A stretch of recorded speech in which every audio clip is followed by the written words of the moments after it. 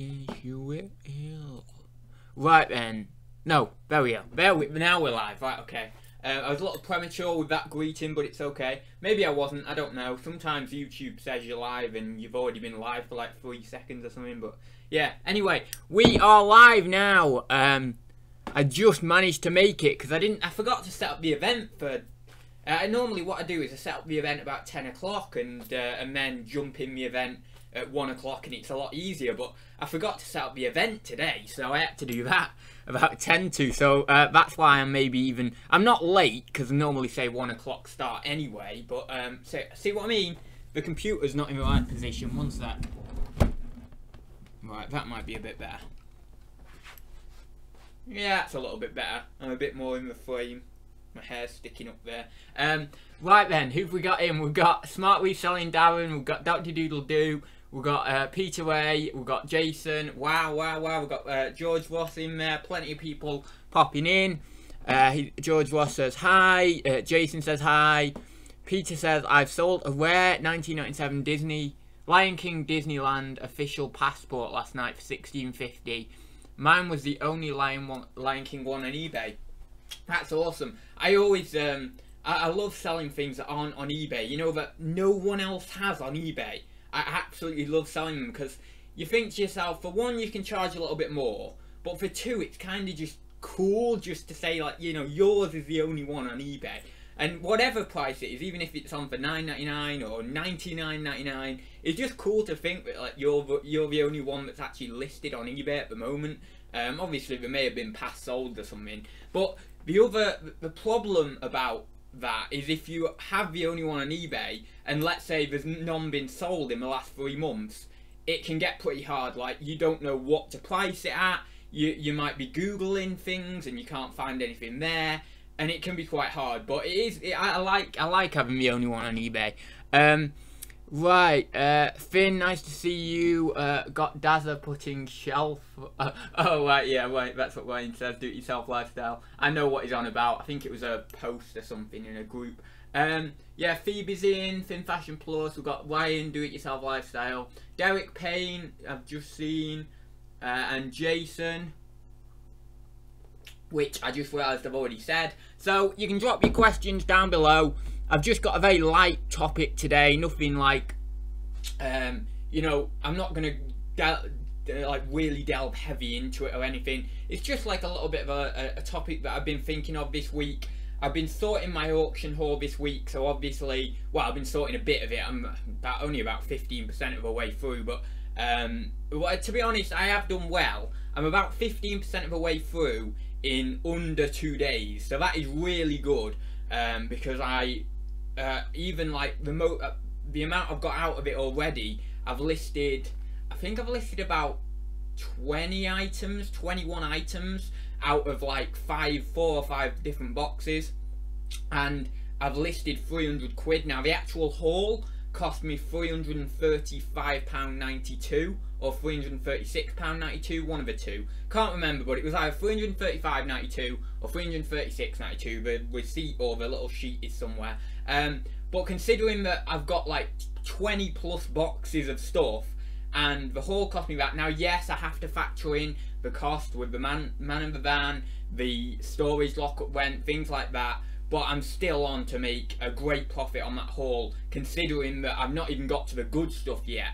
As I mentioned a while back, what I'm doing with the storage unit is putting all the good stuff at the back and the, you know, crapper stuff at the front. So I'm working my way through it like that, and considering that I've got 300 quid out of just a handful of boxes of the you know, a few bits of rubbishy stuff in there and, you know, lower value items and stuff, that is really, really good, because I know that at the back of the storage unit there's a lot of decent items. There's some nice decent items of glass, there's some nice decent items of pottery. I've got like I've got a big box and a big bag full of military clothing, which, yeah, okay, they're only low value, but there's a lot of them, and when you get something like that on volume, you can make a decent amount of money. Like, you know, a military jacket or whatever, usually a standard price I'll put it on for is a tenner, but when you've got a bag full and you've got a big box full and you're talking you've got 30 to 50 pieces, you're talking good money in the end there anyway. Yes, okay, it's 30 or 50 listings, but I can normally bash through them, especially if they're the same, you know, a similar type of item. I've also got as well, right, we're back to the storage lockup, and I'm really excited for these, some Franklin Mint, like sort of collectible teddy bear plates, and I've seen them go for around the £10 to £15 each on eBay, and I got 21 of them for £18 plus commission. So if I say even a tenner each, that's like 210 quid turnover. Or if I can get 15 quid for them each, you know, like tenner plus postage or something, then that'll be like, what, I don't know, like 400 quid for an £18 plus commission spend. So like, I think £24 with commission. So yeah, really excited. The auction hall's going well. I'm obviously doing a lot of research into that, and that leads me nicely onto the topic. But before I get on with the topic, I'm just going to quickly go in the chat again, just so I don't miss any questions. We've got Jay and Callum in there. Hey everyone, busy bidding on an auction, but we'll catch up later, ads. Oh, thank you. Yeah, don't worry, just catch up later, it doesn't matter. Yeah, I don't mind. Yeah, so who else have we got in there? Question. Oh, George has got a question. George says, how long till you make your first million lot? I don't know. I mean, like, I don't think I'll... The funny thing is, I think I'm going to be successful. Like, well, I don't think I'm going to be successful. It's like, without trying to sound like really cocky or big-headed, I just feel like I will be successful. I said this in another chat not long ago. I think it was when I was wearing the silly outfit, that chat. But yeah, I said this. I just like kind of, I think I said it to Callum actually in the chat. I just kind of know I will be financially comfortable and I'll be fairly successful.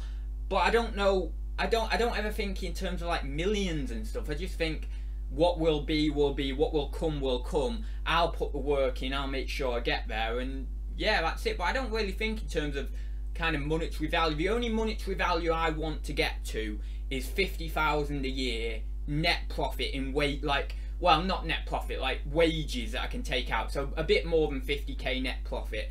That's a real aim of mine. Whichever way I can get there, I'm happy to do, as long as it's all above board and stuff. But I would like to do that, pursuing something I'm really, really interested in terms of obviously it would be reselling related, but I mean like the niche. I want to get to that sum of money by selling in a niche that I am really in love with, really. So yeah, that's kind of a primary goal, let's say, for the next 10 years or so, 5 to 10 years, and then after that, don't know, haven't a clue, you know. I mean, I've got plans. I want a shop or an emporium, which I always talk about, and obviously that would probably see me making more than that sort of net profit level, depending on how big the emporium is or whatever. A lot of startup cost, a lot of time, a lot of effort before it gets to a really good state of profitability. But we'll see, you know. By the time I'm 50, we'll have to have a review, you know. I mean, when I'm like 50, we'll actually have to do like a Thursday Talk episode 1000 and odd, and just do a little review on it. How's my life gone so far, kind of thing. That is something we could do, as long as YouTube is around. Well, even if YouTube isn't around, I'll just go on another site, like I don't know, like DTube or some other like kind of YouTube related site. You know, like YouTube, kind of like a video sharing site. That's what I'm trying to say. So if YouTube isn't around, I just hop over to another video sharing site, so then I can continue my sharing. Because for me it's about, and I've always said this about YouTube, and I'm not going to dive into it too much and ramble, but for me it's about looking back, you know, saying to myself, you know, when I'm older I can look back, whether that's with my kids, my parents or whatever. We can look back on the things that I did when I was this age, when I was younger, when I'm a little bit older, because I can, as I say, because I'm continuing doing YouTube. And that's what it's about for me. It's that documentation. You know, everyone says it, document. We're in this age of documentation, and you should be documenting everything. And I believe that. I think people do overhype it a little bit, but I do believe that documentation in video form is a must in this time period. Because if you think about it, 100 years ago, this wasn't possible. Well, 10, 20, 30 years ago, this wasn't possible, but it just, you know, 100 years ago, there was only a few handful of photos of your family and your friends and stuff. My grandkids can see me in video form, see me talking. That's what it's about. That level of documentation on a personal, family-orientated level is why I will continue to use YouTube. But anyway, getting back to the sort of the topic. So, research. Well, I was doing a lot of research on all the boxes of stuff. Everything I'd pull out, I'd be like, right, even if I think that's crap, you know, even if it's like a, I don't know what I could think. There was like a piggy bank. There was a ceramic piggy bank, and I thought it was crap. And to be honest, I didn't actually, I couldn't find anything on it on eBay because it was unbranded. It was just a ceramic brown piggy bank. I saw similar ones on there, and I thought it was crap, and was like, this isn't very good, and all this sort of stuff. But there was similar ones on, even though it was unbranded, it wasn't particularly great. A lot of people would just throw it in the bin. I looked, and there were similar kind of ones, not the same ones, but you know, similar ones on for like £10, £15, that sort of range. And I thought to myself, well, I know a lot of people that would just throw this in the bin out of the auction lot. And I was thinking, well, isn't that a bit silly? Because a lot, you know, with my shop subscription and stuff, I get a lot of like free listings and all this sort of stuff. And I thought to myself, well, why not just try it, you know? So that's what I'm going to do. I'm going to try it. And that is my new mentality. Even if I think it's really crap, unless I do research and I find that there's only one gone and it's gone for 99p plus a little bit of postage, then really it can just go to a charity shop, or if it's not suitable for that, it can go to the tip. But you know, if there's something that looks like crap, but then I research it and I think, actually, you know, I think I could get, you know, 5, 10, 15 quid or whatever out of it, then I'm gonna put it on because it makes sense to me to do that and get as much out of that bundle, out of that auction job lot as possible, because that, I feel, is what a good businessman does. They try and account for the pennies and not just the pounds. They try and, you know, without going like really too low value and not worth your time, without going too low value, they do still account for the pennies, and that makes up for the pounds, really. So I'm definitely, you know, I'm in this new mindset of research. So that's what I'm doing, especially with this new sourcing strategy of mine, which is obviously buying a little bit bigger from auctions.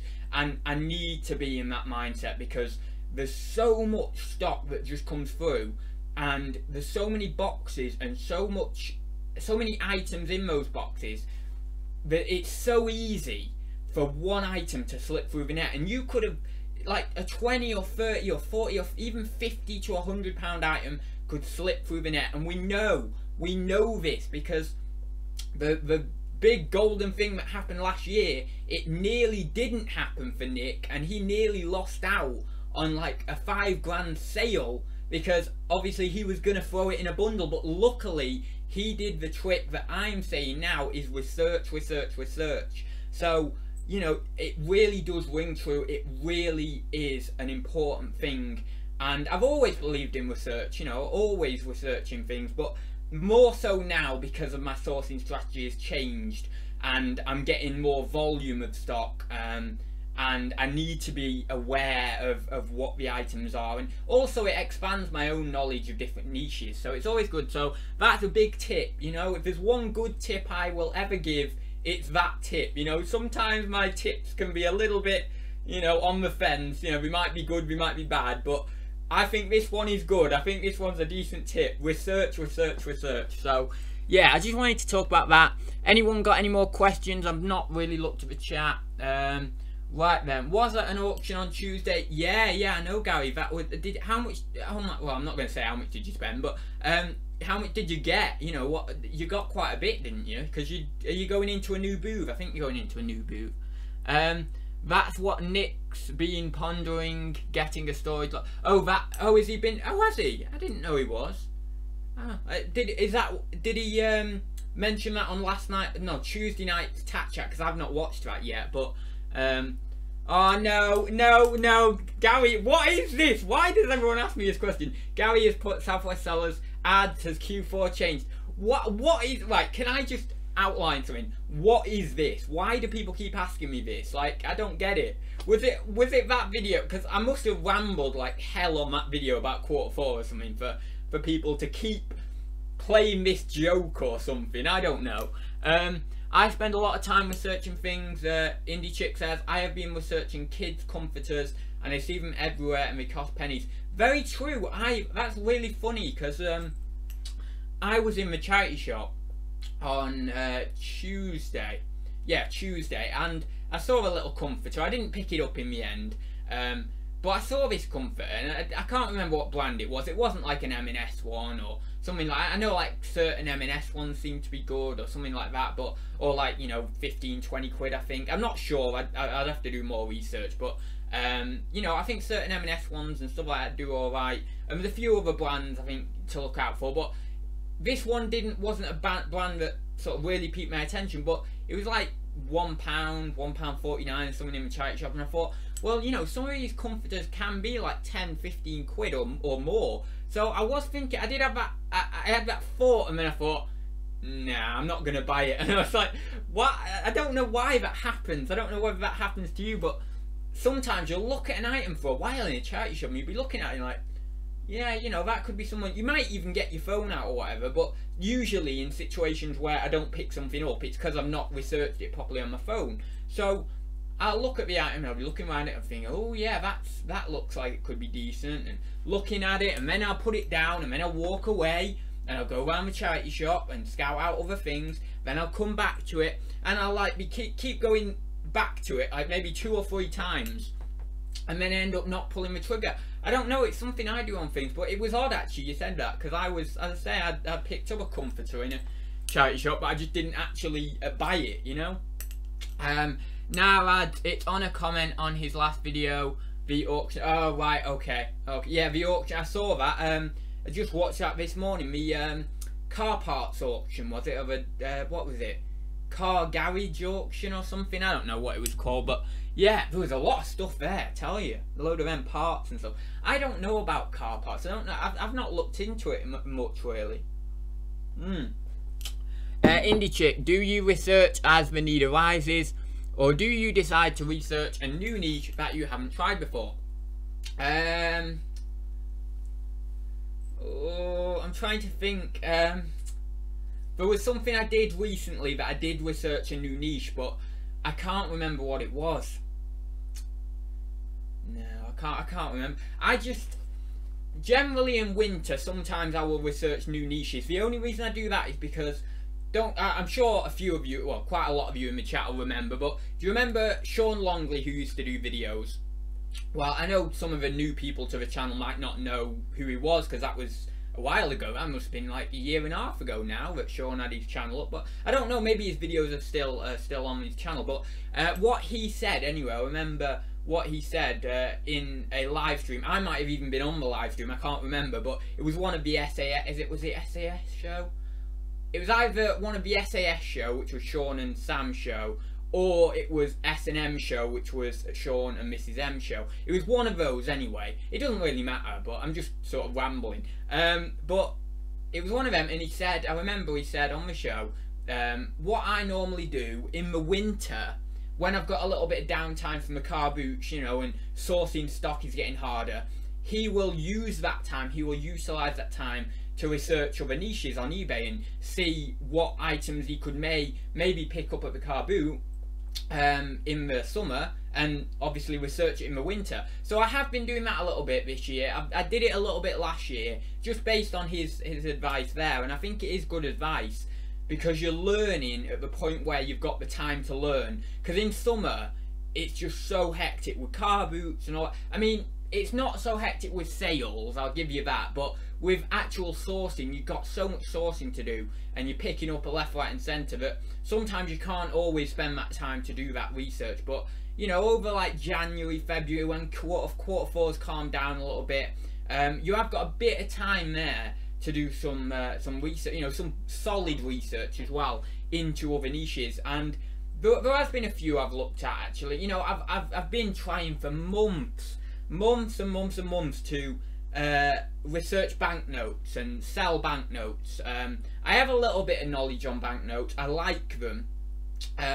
It would fit in with my dad's kind of theory of why don't you sell smaller items, because then you won't need to store as much, because he just, you know, he just does not like all this stuff in the house. And you know, I mean, there is a lot of stuff. I have a lot of stuff with my reselling business, so you know, and obviously with getting the storage lockup as well, I've got even more stuff, although he's not too worried about that, because it's like, oh, at least some of it's out of the house. But no, but like, he wants obviously me to do smaller items and stuff. It would be fantastic if I could get banknotes, and obviously they're smaller items.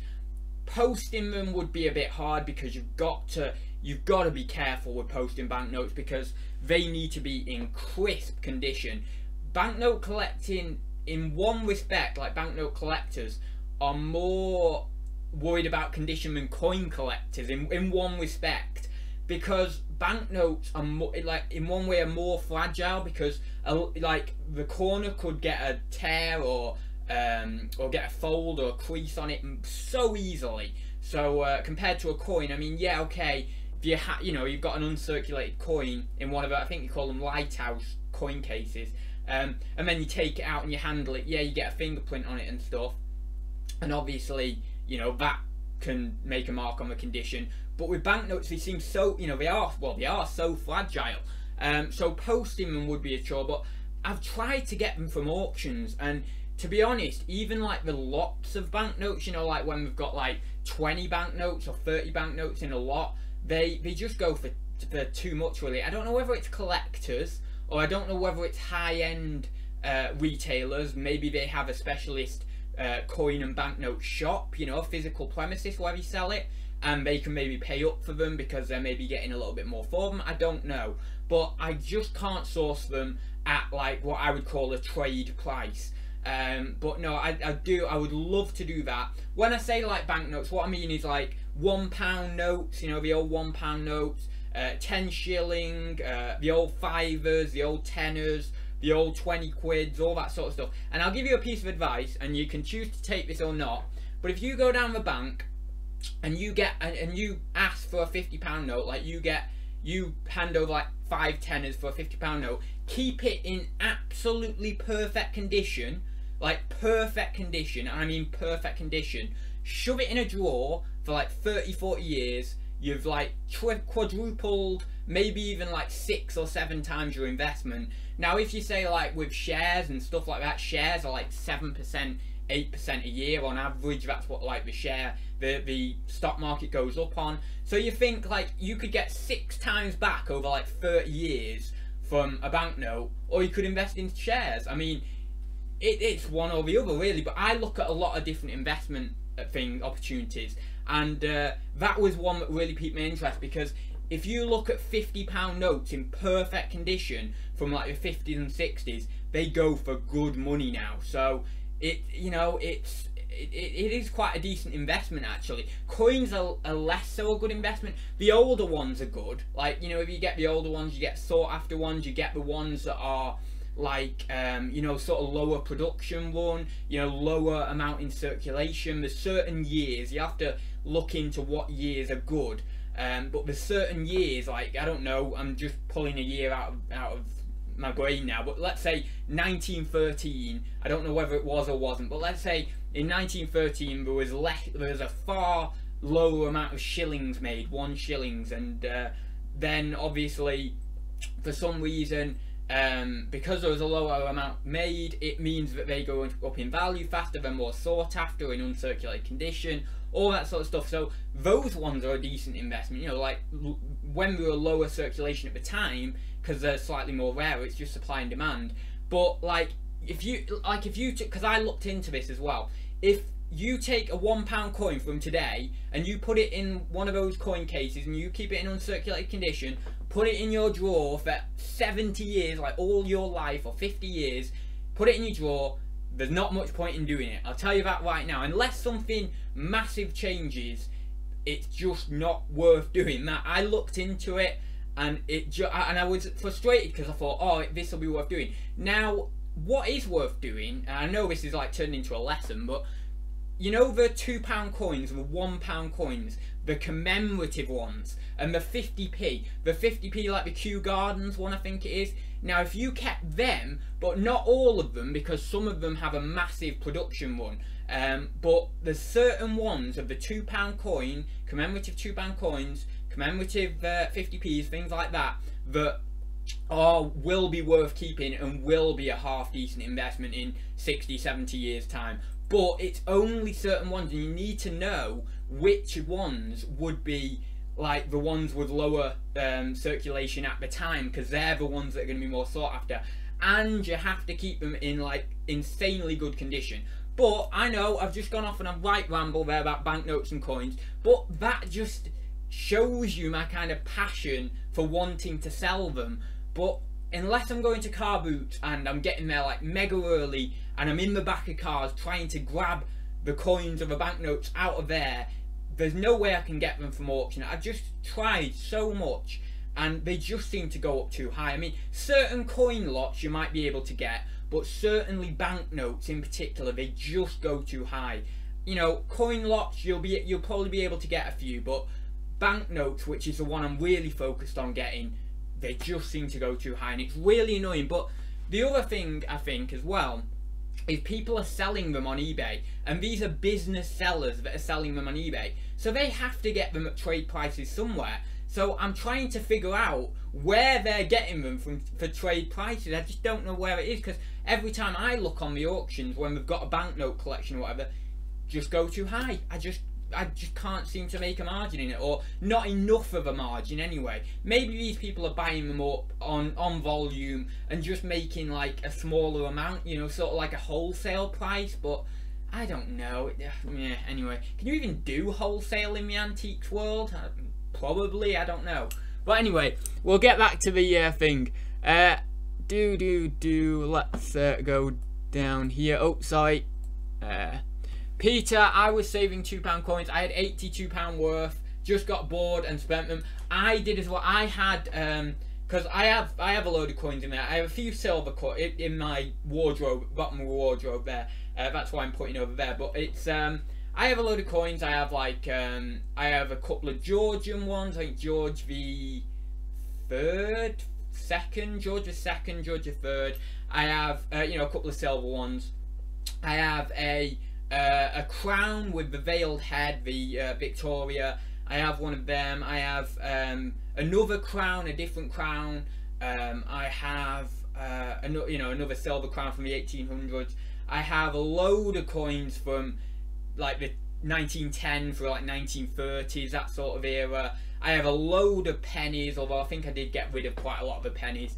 What I want to do actually is go through my small coin collection and get rid of anything that isn't silver and just start collecting silver, because I'm just, you know, I used to be in the mentality of just, I want to collect everything. I want to get like every coin there ever has been. But that was because I was like more of an entry-level collector. I didn't have much money to spend on my collection, so all entry-level collectors, their mindset is like, right, let's just try and get all the cheap coins and then just branch off and get all the rest of the coins and be like a completist with it, but start with the lower value. And that's kind of what I did. But now you know, I may have a little bit more money to spend on my coin collection if I would choose to do that. Now, because I've got a little bit more money behind me, I think to myself, well, why do I want to buy the really cheap coins? Why don't I just buy one coin every 2 months or whatever that's a 200 quid coin or 300 quid coin or something, and collect the good ones, you know, the really sought after ones. So I think that there is like stages of what collectors go through. You know, there's like entry level collectors who kind of don't have much, may not have much money. Maybe they do have money, you know, maybe they're an entry-level collector might be someone who's in their 50s and may have a lot of disposable income, but younger entry-level collectors don't have that, so they go through the stage of just trying to collect like as many as they can, but just cheaper coins or whatever they're collecting, or Lego sets or whatever. And then you move on as you mature as a collector. You move on, and I mean, I would say I'm quite an entry-level collector in most things, you know, of things I collect. I don't generally collect anything really higher value yet. I mean, there will be a time where I would love to do that, but the problem is the things I really want to collect. There's a prop on eBay. It's Planet of the Spiders, and it's one of the spiders. I think they're only like paper mache or something, but they are like big things. I think it's about this big. And it was one of the screen used props for Doctor Who, Planet of the Spiders, the John Pertwee regeneration story. And I really want that. But there is one on eBay now. I don't know whether it's sold. It might have sold, but I don't think it will have, because I think it. To be honest, I think he's shooting a bit, OTT on the price. But it's on for 11,500, I think, like pounds.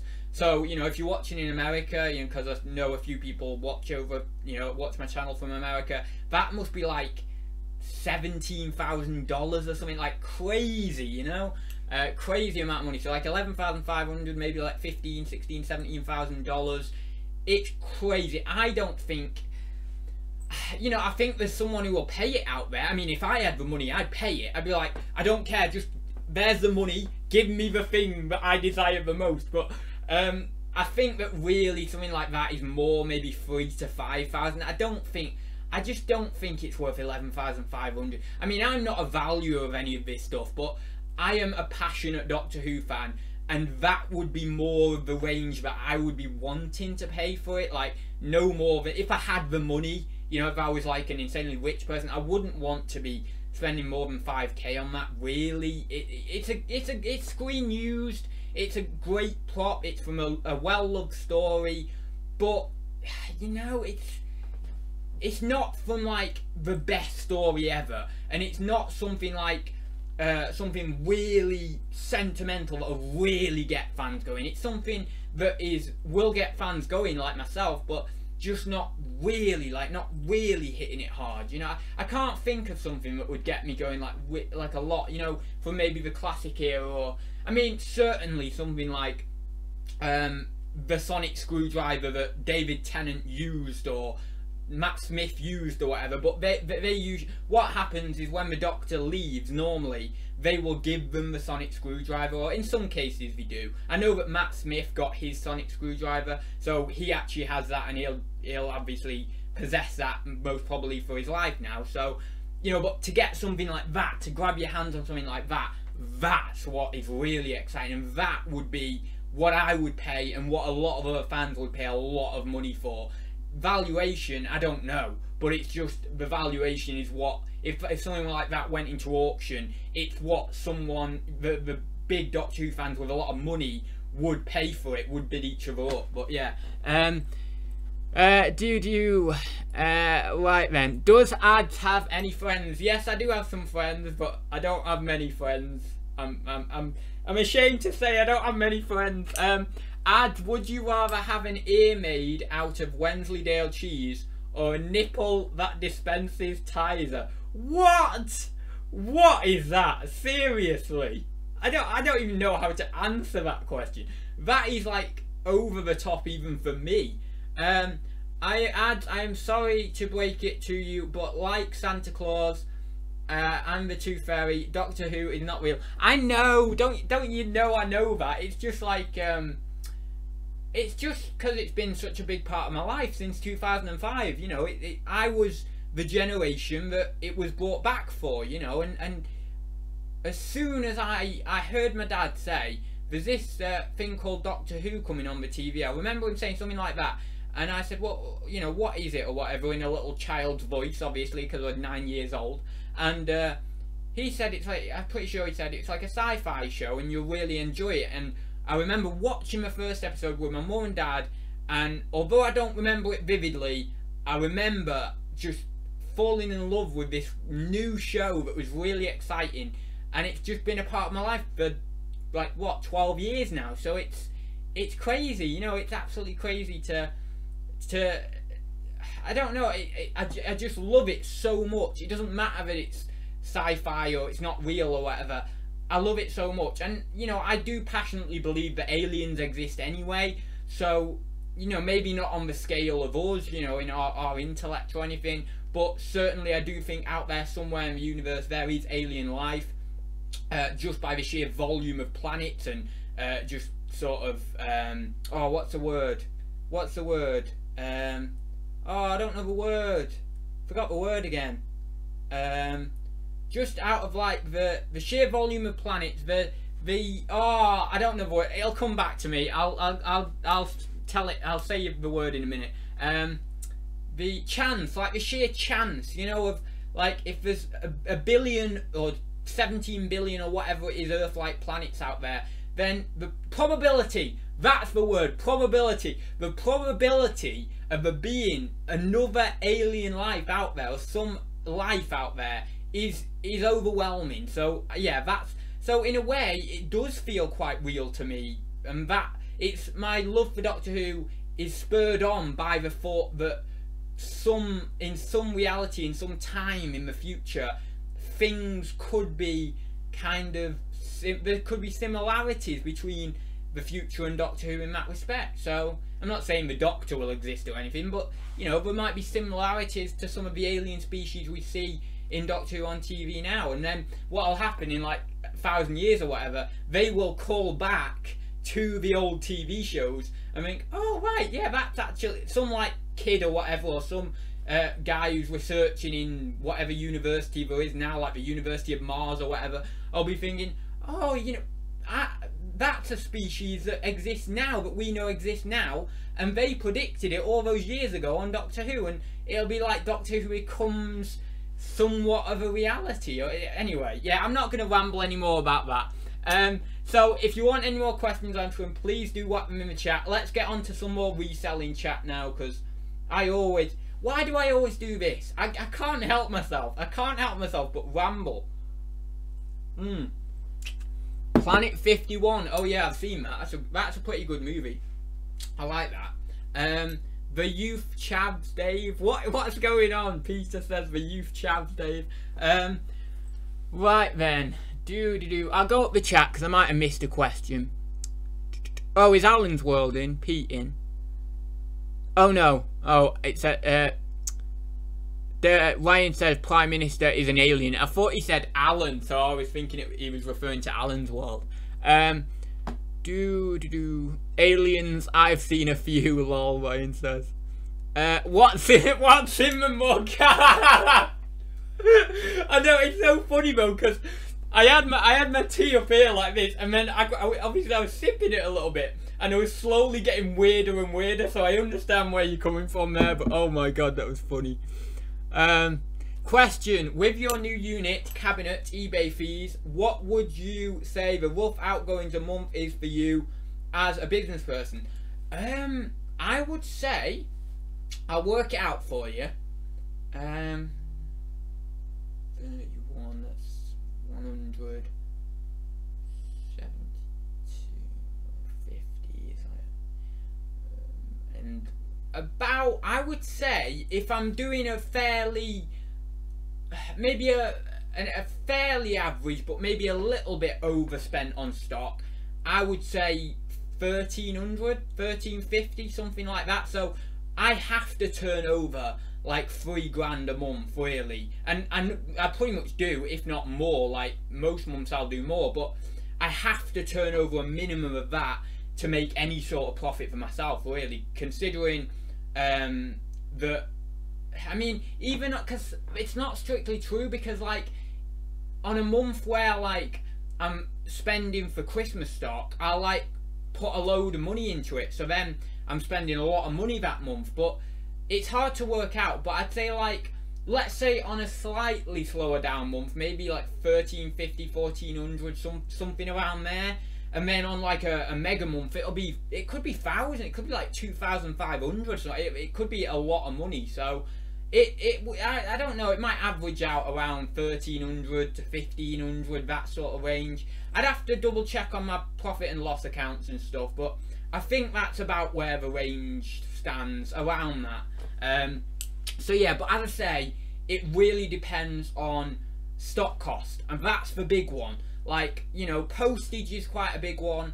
I think I normally spend about 400 on postage, maybe 500 a month on postage. you know, so postage a big one. eBay fees is, you know, a fair one. I wouldn't say it's mega big, but it's fair. It's a fair chunk. Amazon fees can be a fair chunk as well, but it's stock cost. My majority of my cost normally is stock. So let's say I have a month where I don't spend much on stock, like 500 quid or 400 quid or whatever, then my bill is massively, you know, my overall overhead is vastly reduced. But let's say I have a crazy month where I spend like 1,500 or 2 grand on stock, prepping for Q4 with Amazon, sniping a lot of stuff, going to car boots, going to an auction, maybe even doing a few private buys from, I've been to a couple of people's houses before and doing that, buying job lots in that way, then it could be a lot of money, you know. So it's all dependent on that stock cost. That's the big cost for me. That's like the main cost normally, and I think that is for a lot of other people, depending on where you source your stock. If you're sourcing with sniping, like I used to do last year a lot, your stock cost is high. It really is, especially if you're sourcing like 10, 15, 20 pound items to flip into maybe 40, 50, 60 pound. But if you're sourcing from auctions and you're quite cost conservative, you know, very conservative with what you're buying, then your stock cost might not actually be the biggest cost in your business, you know. But I think for a lot of people it probably would be. For me, it's pretty much always been the biggest cost. So yeah. Right then, where are we? I'll just go up again. Did our tax in June, thankfully, all paid and covered. Yeah, I did my tax return in December, I think, and then I paid for it not long after. But yeah, I left it late. I did. I know people do it on the 31st, but to me, December is late. This year, I'm aiming for July, August, and it probably won't get done till October, because that's what happened the year before. I said it was my first tax return the year before last, I think. And it was, I said to my mum, right, I'm going to do this in July. I'm doing this in July. I don't care. I'm doing this tax return in July.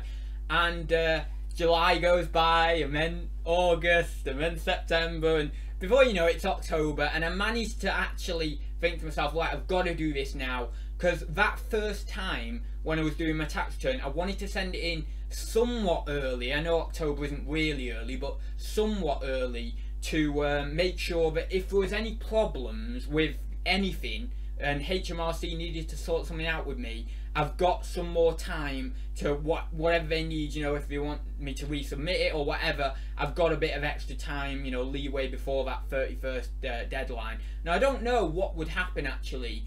I've not looked into it. If they said, look, this is wrong, this is wrong, this is wrong on your tax return or whatever, that's not happened to me. So, you know, that's why I've not thought of it. But if they said that, I don't know whether they would give you an extension on your deadline, but I can't really see it, or whether they just say, look, you've got to resubmit it by 31st of Jan if you're doing online.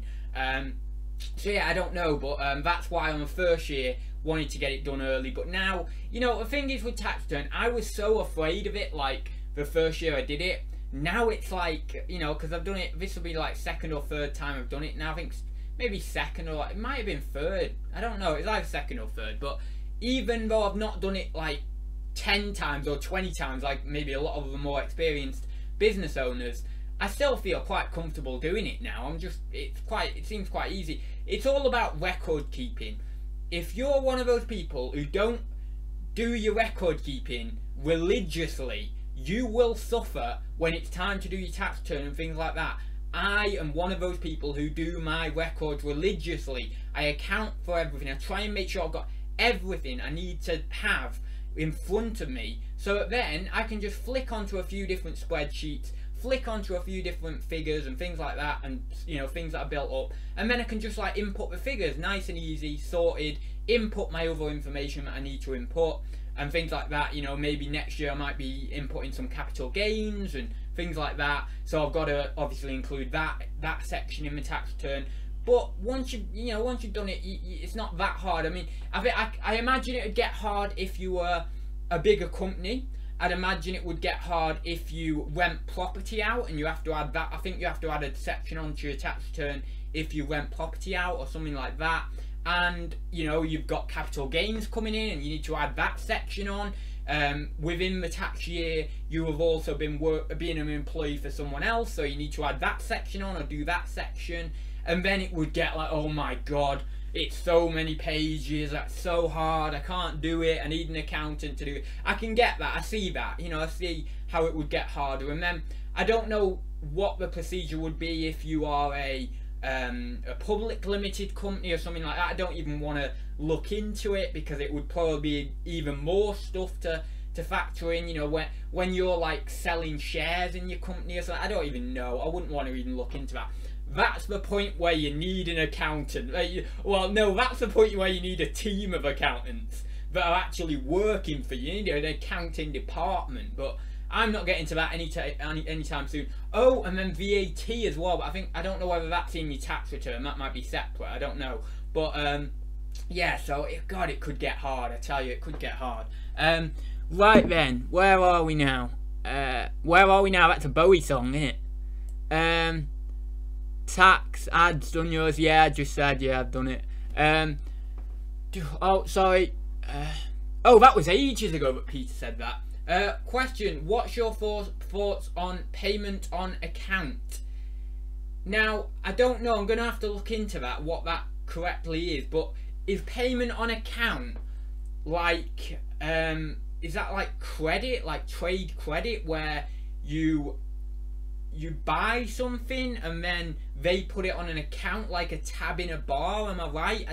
I don't know, I've not looked in, I've never done any of that, I don't think. So I think that's right, or something might be right, I don't know. Can you clarify, Ryan? Because I don't know, I don't think I've done that. To be honest, if it is that, if it is what I'm thinking it is, I don't... It's great for businesses. I think it's great for... It's like credit cards. You know, credit cards might be good for certain businesses or whatever.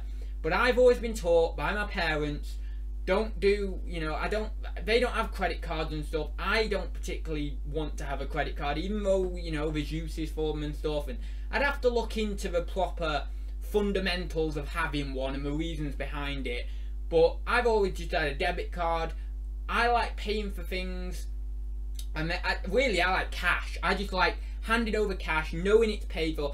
I don't like cash converters and places like that, or what's the other one, Bright House? Is it Bright House or Bright Home, where you pay them a weekly amount to get your item? I don't like that. I like paying outright for things there and then on the day, knowing that it's paid for with my money. I'm the kind of guy who would make the stupid decision to buy something that depreciates in value outright. I'm the kind of guy who would buy a car instead of doing that, like renting or paying for it monthly or whatever. Now, the reason I would buy a car is because I like owning the car. I like owning things. But the problem with owning a car is it depreciates. If you own, I've not got anything to hand. If you own a Lego set up there, I don't know whether you can see them. I don't know. I'm not sure how the camera's positioned. But if you own a Lego set and you keep it in a box, it's a good buy. It's appreciated in value, you know, over time. Happy days most of the time, depending what set you get. But a thing with a car, if you buy a car outright, it depreciates in value. But I am the kind of person with my mentality who would do that, because I like owning the car. I like owning the, you know, I like owning it. I don't know what it is, I just like owning it. It's like, I don't particularly want to rent, because I like owning the house. I've always talked about that on this channel. I want to own the house, because then at the end of it, you get an asset, don't you? I mean, if you have to rent a house, and that's fine, you know, to get on, to get out, you know, move out, and you want your independence, that's fine. But personally, I like owning it. I like owning the things. I don't know whether it's maybe a power thing or something, I don't know, but it's a personality trait of mine, I just don't know, but I like owning the things. But when it comes to buying a car of my own or something, I'll probably end up going down a different route anyway, but certainly I would like to own a house, you know, that would be decent. Right then, oh, Phil D's in there, hi there. Ads, if you want 50k wages, your turnover will have to go. Yeah, I know, I'm well aware of that, yeah, Daisy, and it's... I know, oh, it makes me want to cry. I could literally cry. I don't want to do VAT, but, and it's funny you should ask that question, because it's been something that I've been thinking about for the last few days actually. I don't know whether you know, but on Steve Waking Profits channel, that he did a chat with two guys. I think it was Dan Meadows and Eric Lambert, I think their names are. I'm not too sure, but they were advertising a free course, and it's on at the moment. It's actually on this week, and normally it's like a lot of money, this course, and they were advertising it free for 5 days, which was, I don't know why, maybe just out of the kindness of the hearts or something, but it was about wholesale and things like that. And I'm doing the course. I'm not necessarily getting into wholesale or anything like that. I just wanted to go into the course with an open mind, and maybe this will maybe I will follow this route and go into wholesale a little bit, with, you know, using their kind of model, their sort of formula, and you know, maybe I might do that. But I've just thought it's a free course, so I've got nothing to lose, so I'm doing that course anyway. I don't really do courses. I've said to you, I don't, you know, I wouldn't do a course, like I wouldn't put together a course myself. I don't think I'd never do that, and I don't really do courses in general. I just don't do it. I just seem to get on with things on my own. But I thought, you know what, I'll give this attention, because wholesale is one thing that a lot of people say the margins are too thin and all this, and you know, it's not worth doing and stuff. And these two guys have made a success out of wholesale, so I thought, well, I'm gonna listen to them. I'm gonna give them, you know, I'm gonna open up my mind. I'm gonna do this course for free, and I'm gonna see what they have to say and see how their business is working with it, you know. So anyway, the course is called the Wholesale Formula. It's like, it's funny because the first video was so kind of like American, American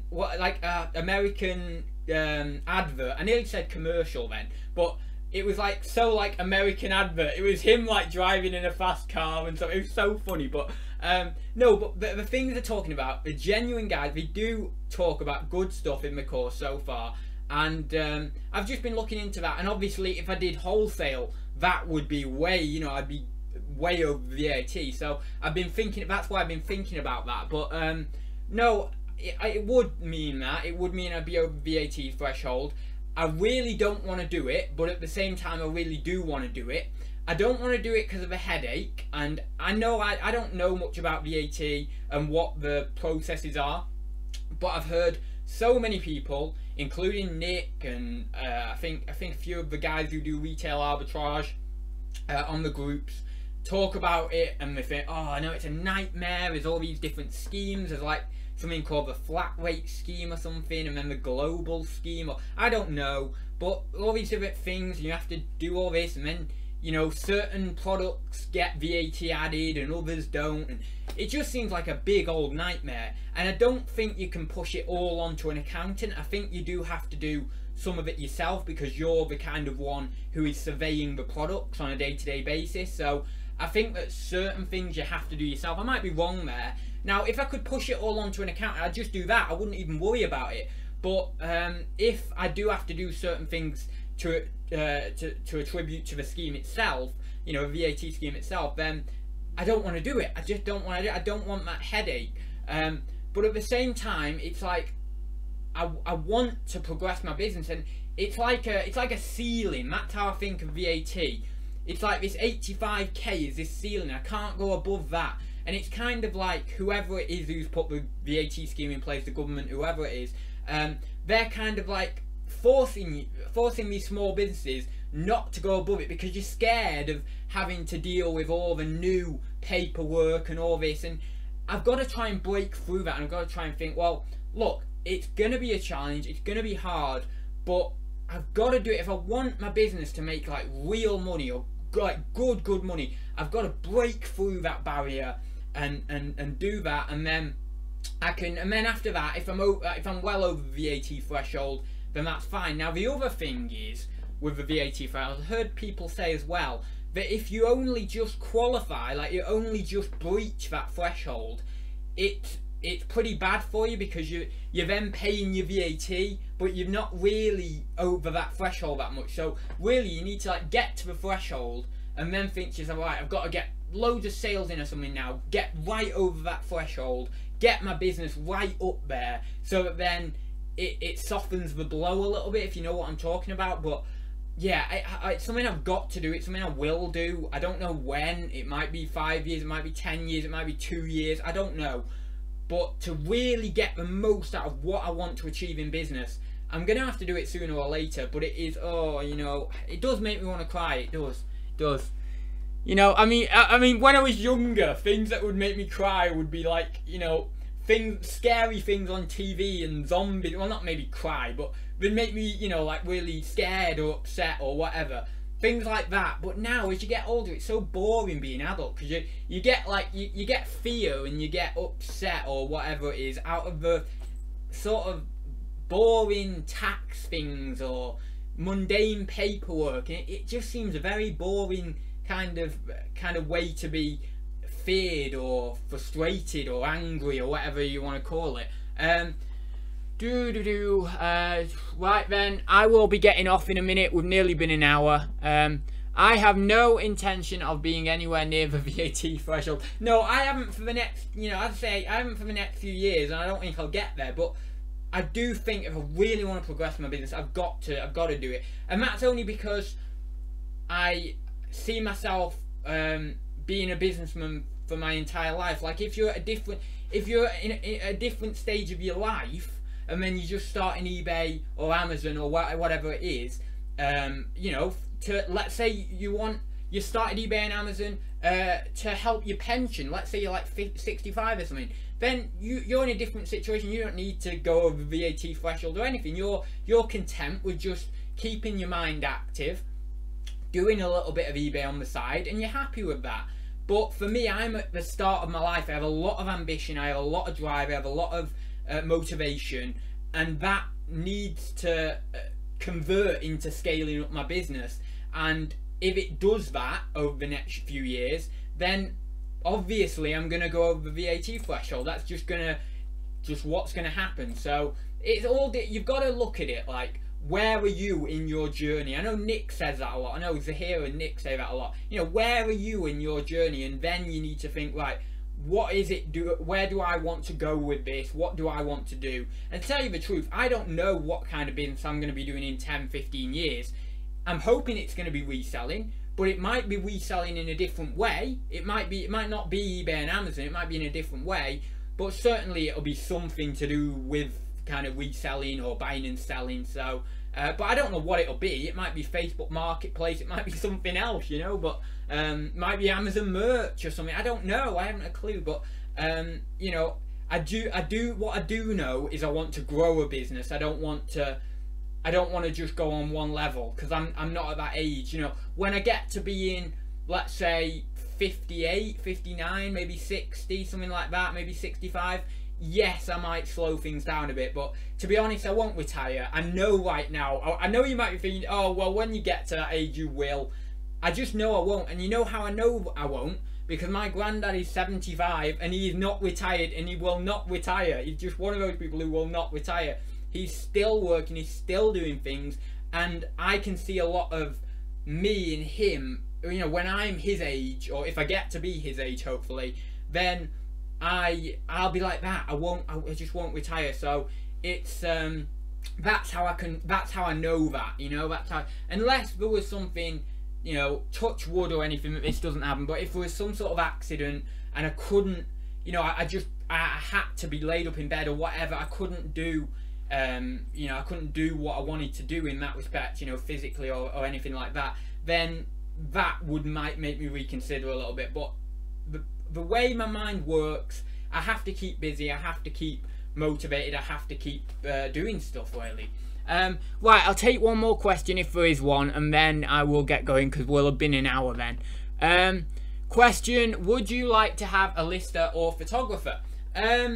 Yeah, you know what? I mean, I would like to outsource my listing. That would be a nice thing to do. Now, actually, maybe one of you guys can tell me. No, I don't know. No, you wouldn't be able to do that. I was just going to think maybe you could hire a virtual assistant to do your listing, but then I'm thinking, well, actually, you probably couldn't do that. Like, you could probably do it, but would you really want to give some random person you've maybe not even met physically your like eBay login or something, and then them list on your account, and yeah, I don't think that would work very well. Yeah, I'd probably, if I was getting a lister, I would get someone I know. I think that, yeah, but I would like to do that. Photography, I don't mind. I'll do photography, fine. What I would probably do, I've not really thought of a process, so this is just a rudimentary process that I'm thinking of now. But I would basically get my list. I would do the photography. I would walk them through doing a few listings themselves, obviously at the start. But once we get into it, I'd do the photography, pass it on to them. They'd then list it, title, you know, upload the photos, do the full listing, and then list it. Don't know whether I'd pay them or whether I can pay them on piece rate or on hourly rate. I'd want to be leaning maybe towards piece rate, but what do you think? Do you think that would be better or not? And what sort of amount would you give them per listing? Or what? Well, I mean, hourly, sure. If you're doing hourly, surely you have to give them like minimum wage and stuff like that. If you're doing piece rate, how does that work out with minimum wage? Do you have to give them a certain amount per listing, and then it kind of adds up to minimum wage over an hour's work, or how does that work? Yeah, that is an interesting. How does that work? That is interesting. But I'd probably be leaning towards piece rate with listings. I wouldn't have a clue what I'd give them per listing. I mean, if you are paying someone to list, then it obviously requires you want to list higher value items. You want them listing like, you know, £20 and up items really, and then it would work out. But if you were listing like £50 items, you could probably afford to give them a fair amount per listing. You know, if you were just listing, if they were just listing 50 quid items for you, and you were getting all them for a £5 or a £10 each, you could afford to pay them, you know, a good amount per listing. But that's whether you would want to do that or not. You know, whether you'd want to be nice and give them that amount. And then obviously, if they progress, if they are really, really good at what they do, and you've got a good relationship going, then you can start thinking maybe giving them more opportunities, you know, job enrichment, and then more ways to earn, because that's what people want. You know, people who employees, a lot of them, not all of them, some employees will just want to do one job all their life and not to be interrupted by the big bosses, and they're just left to get on with it, and they do a good job, but they just don't have any desire to excel. And you know what? That was me. That was me. I wanted that job. I wanted to have a job for life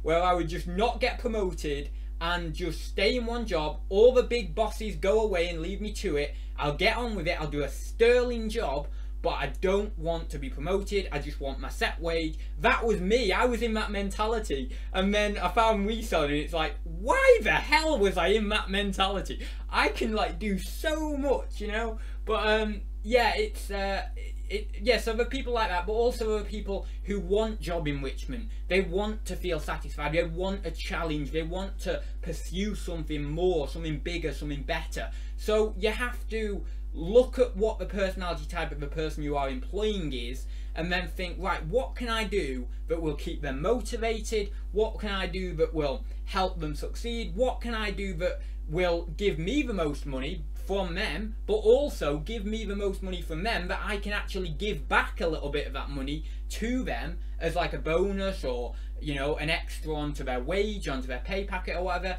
Then that's what it's about, and then they can feel good because they're they're feeling like they're moving forward and they're not stagnating in the job. And you can give them that job enrichment, which will then in turn give them motivation.